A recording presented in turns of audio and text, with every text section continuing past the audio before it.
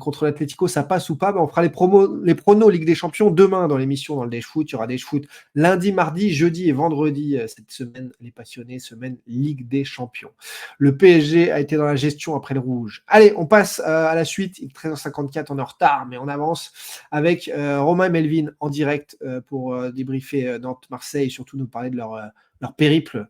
Ils n'étaient pas à Nantes-OM, ils étaient à Marseille-PSG dimanche dernier et ils ont fait 800 km à pied, récupéré un chèque de 300, de 3000, c'est déjà pas mal, de 300 000, j'allais dire, de 3000, c'est très bien. Vous les voyez ici en photo avec le t-shirt de Ben Gous, 3 000 € pour l'Institut Paoli Calmette de recherche de lutte contre le cancer. Merci à eux, bravo à eux, merci à eux d'être en direct. Salut les gars et bienvenue dans le Dash Foot. Comment ça va? Ça va? Ouais, alors, vous êtes remis physiquement déjà de ces 800 km à pied, de ces nuits peut-être un peu dans le froid aussi ou Ben, en racontez-nous. fait, c'est terrible de te dire que depuis qu'on est arrivé, eh ben, on a un coup de mou c'est physiquement dur d'avoir arrêté, tout simplement. Là, Ah la ouais, semaine est très compliquée, vraiment. ah ouais. Mais alors physiquement le corps, hein, comment c'est passé chaque jour? Des ampoules, des crampes? Non, vous étiez prêt physiquement? On était prêt physiquement, oui et non, parce que je pense qu'un voyage comme ça se prépare vraiment bien. On fait un petit peu de foot tous les deux, donc c'était une bonne base, mais je pense pas qu'on était vraiment prêt pour ce qu'on a fait. Vous jouez en quoi tous les deux du coup? Vous faites quoi comme foot? Moi, ça y est, j'ai 36 ans, c'est du futsal maintenant. Ça y est, c'est bon. Mais Dean, Et il toi? joue encore. Ouais, et je vais encore à côté de chez moi en R3. Ouais, En vrai, R3, je donc parle ça, de ouais, donc ça va, ça y va, ça castagne, ça va, il ça faut aller au va, charbon quand même. Et ça se présente. donc vous êtes, qui a organisé le périple de tous les deux pour passer par certaines villes et pas d'autres? À pied, comment ça se passe? Faut suivre la Nationale 7 à l'ancienne? Comment c'est? Ah ouais, c'est exactement ça. Alors, ça a été moi, en fait, j'avais l'idée depuis longtemps. En fait, je cherchais un peu le fada, comme on dit à Marseille, et je l'ai trouvé en Melvin. Et je lui ai proposé, il a tout de suite accepté puisqu'il aime les challenges, etc. Et voilà, franchement, ça a été super. On a passé une aventure, c'était incroyable, vraiment. Et vous étiez amis déjà avant ou pas spécialement? Ouais, ouais, on était amis, on s'est rencontrés il y a un petit peu plus de 6 mois, et après, je suis venu passer des vacances à Marseille. Romain m'a hébergé, et d'où est né ce défi-là, quoi. Même s'il Alors l'avait fait. sachez en tout cas que vous m'avez fait marrer parce que vous êtes passé par Moulins, là où j'ai de la famille et où j'ai vécu et j'ai joué au foot petit et avant de partir, revenir à Paris, passer par Clermont, Auxerre, et cetera. Et donc ça m'a fait marrer de vous voir en photo là-bas et j'ai dit: «Oh, ces 2 gars là qui sont passés à Moulins». Ça a été quoi les rencontres sur la route, et sur le chemin qui vous ont marqué là pendant ces 800 kilomètres? Vous avez dû faire des sacrés des sacrés trucs, Ben voilà, de ça fait. Là, tu mets des photos des gars de Moulins et juste incroyable. Si c'est ta ville, vraiment gros big up aux gens de Moulins. On a eu un accueil incroyable. Vraiment, c'est de très très bonnes personnes et la ville nous a même impressionnés parce que vraiment c'est petit, mais à la fois c'est magnifique. Très médiéval, très ancien, très, très, très beau. Très Ouais, et ancien. alors vous êtes partis sans eau, sans manger, je crois, et comment vous avez fait pour dormir, pour manger? Comment ça s'est passé finalement? On a été, à chaque fois qu'on arrivait dans des villes, on allait parler aux gens, on allait leur expliquer un petit peu ce qu'on faisait, et franchement, ça prenait à chaque fois. Et même tellement ça a pris un lentement, imaginons demain, je dois arriver à Valence, les gens le savaient et faisaient en sorte qu'on trouve un toit à Valence avant d'arriver. Ah Tellement ça a ouais, pris un engouement de monstre. ah ouais, énorme. Et alors vous aviez pris des batteries en plus et tout au cas où. Ouais, Ouais, ouais, vous ouais, êtes c'est une on en sacrée a organe. On avait pris 3 batteries externes. Après, c'était un petit peu compliqué, surtout quand il a plu. Le premier jour, après les autres jours, ça allait. Mais le premier jour, on s'est pris la tempête Kirk à Paris, là, qui n'y avait pas eu depuis 1920. Ah ouais, Et franchement, même juste sortir ton téléphone et prendre des vidéos, c'est compliqué, tu vois. Mais ah ouais. franchement, ouais, c'était une expérience de malade et je ne regrette pas du tout. Et quand alors vous êtes passé ouais, de la pluie jusqu'au soleil, enfin un petit peu à Marseille vite fait, Et mais regarde, regarde juste cette photo-là que tu mets. Là, on vient en fait à Melun. Donc, en fait, il y a Paris-Melun. On se prend une tempête.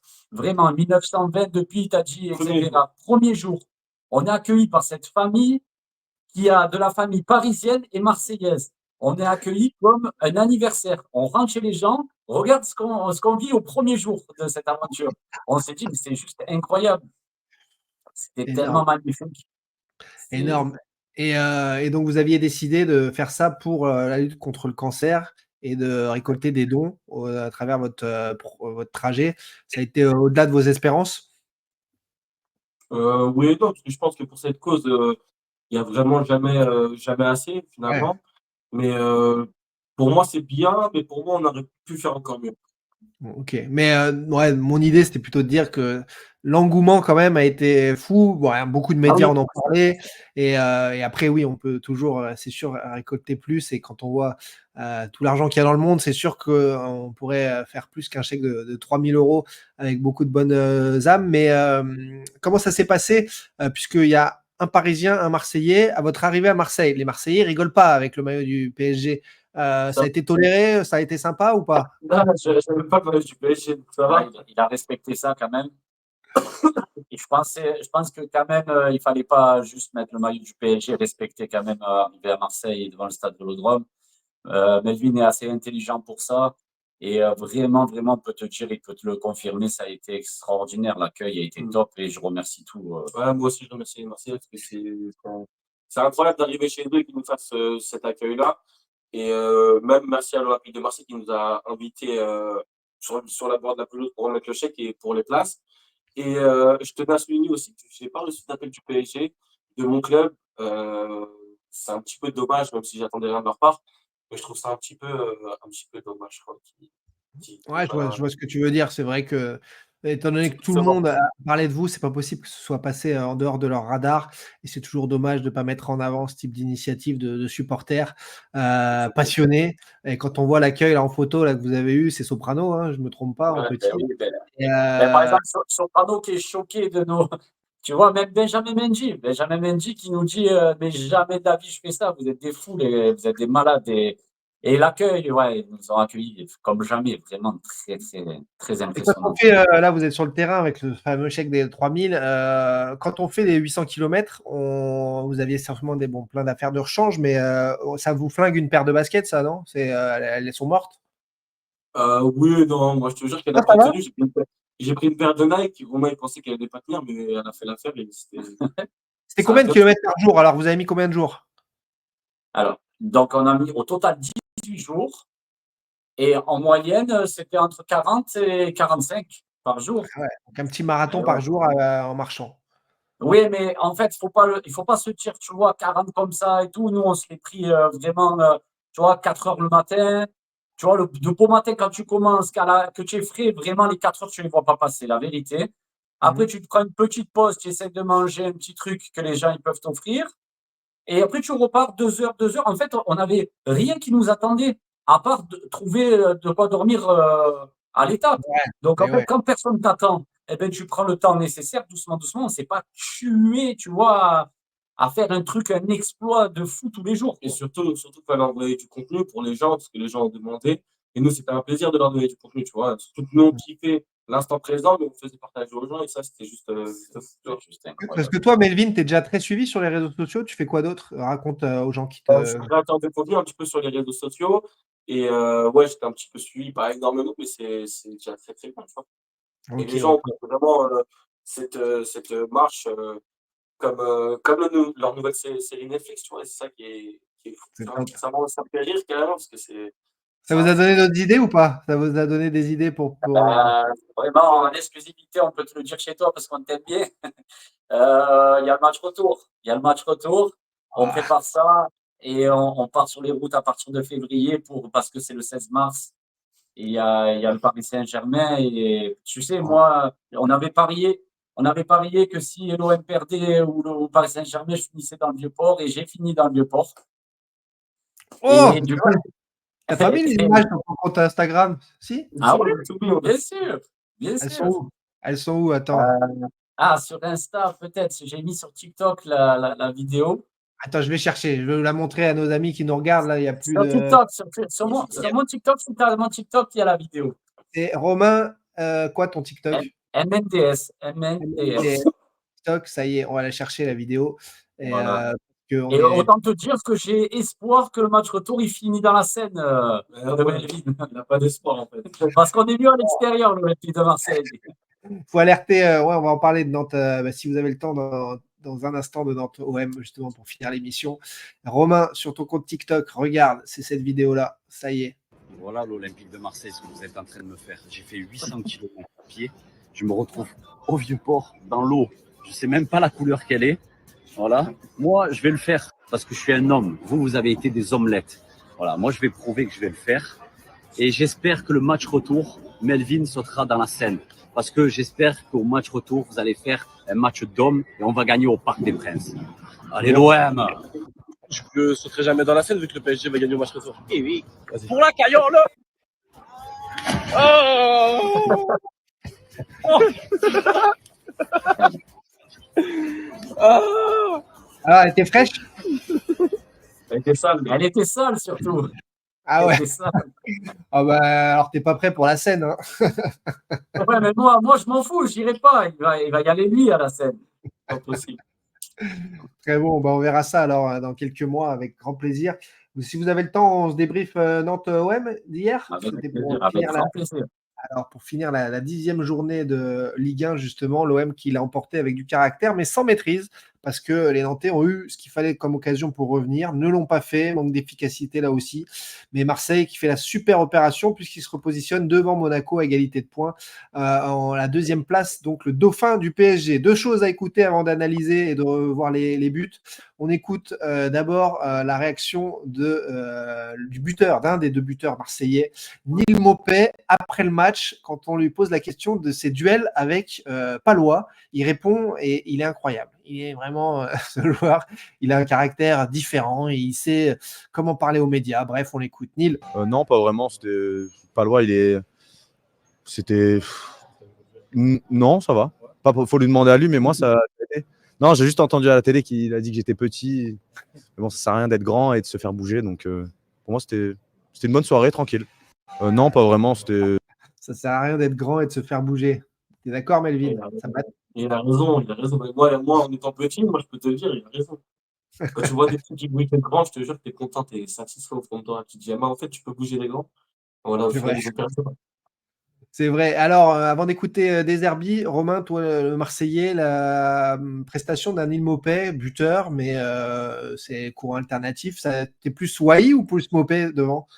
Non, moi, tu sais quoi, nous, on a le caractère, on est sanguin et c'est un joueur comme ça qu'il nous faut. Nous, on aime beaucoup. Alors, c'est sûr qu'il n'a pas une qualité, c'est pas un grand attaquant, mais juste ce qu'il donne sur le terrain, tu vois, même en dehors du terrain, c'est un peu du Zlatan Ibrahimovic dans le texte, tu vois. Moi, ça me plaît beaucoup. Ouais, c'est vrai. C'est un personnage médiatique, ça c'est intéressant.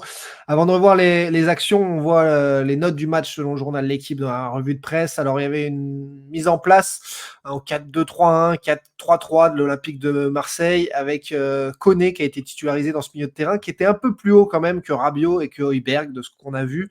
Comment vous l'avez trouvé, lui qui pose question de son acclimatation? Ça reste un bon joueur, mais j'ai l'impression qu'on n'a pas trouvé encore son poste idoine parce que j'estime que dos au but, quand il est assez haut comme ça, comme il l'a été hier, il est un petit peu perdu, pas très utile. Alors, toi, qu'est-ce que tu en penses et qu'est-ce que vous en pensez justement de ce joueur qui reste sûrement un joueur avec... Non, connais. Moi, je pense qu'il a un très, très, très gros potentiel. Tu le vois hein, quand il a la balle au pied, mais sur son placement sur le terrain, comme hier, il était un peu perdu, comme tu dis, c'est vrai. Mais je pense qu'il nous faut du temps. Et l'Olympique de Marseille, tu le sais très bien comment c'est. Je pense que l'année prochaine, on va vraiment voir son talent. Et surtout qu'il a été blessé et il revient de blessure. Donc, je pense que ce n'est pas encore évident. Moi, je le laisserai du temps et je pense que ça va être énorme. Ça va être un très, très bon joueur. Il y a Massilia dans la room qui nous dit Balerdi, il a eu 5, c'est une blague, il fume quoi à l'équipe, ça doit être bon. Je n'irai pas dans le Balerdi bashing parce que régulièrement j'ai dit ce que je pensais de Balerdi et que en effet c'était un joueur qui avait fracassé le plafond de compétences et qui pouvait pas être capitaine de l'OM, ça lui mettait trop de pression. Et hier encore une fois ça a été fébrile. Alors Kondogbia l'a été aussi particulièrement. Mais j'estime que Balerdi, d'ailleurs, sur une des actions à 20 minutes de la fin qui aurait dû mériter but, il se fait enrhumer. Et Balerdi est, pour moi, trop souvent fautif. La défense centrale expose forcément toute l'équipe. Et je ne suis pas conquis par cette défense centrale. Et vous, les gars, est-ce que vous avez trouvé ça inquiétant hier?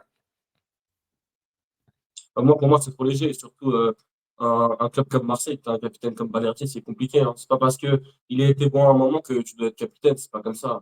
C'est trop léger pour moi, Balerdi. Balerdi, en fait, tu sais ce que c'est? C'est un très gros potentiel, mais en fait, c'est tout dans la tête. Et quand il est vraiment pas bien dans la tête, c'est une catastrophe. Voilà, c'est vraiment, il joue vraiment avec sa tête. Franchement, c'était archi cool de nous raconter tout ça. Bon match retour. Déjà, on en parlera à ce moment-là, mais même Les gars, suivez nos aventures. Suivez nos aventures, c'est que le début, les gars. On va vous régaler. On a hâte de voir ça et on essaiera même de s'organiser un direct pendant votre périple dans 6 mois pour le match retour dans 5 mois là, pour se caler ça pendant et faire parler de tout ce que vous faites. Donc c'était un kiff en tout cas de vous avoir ce midi et bonne semaine à vous et à très vite. On se tient au courant. Merci à toi, bonne semaine. Et allez l'OM. Salut à tous.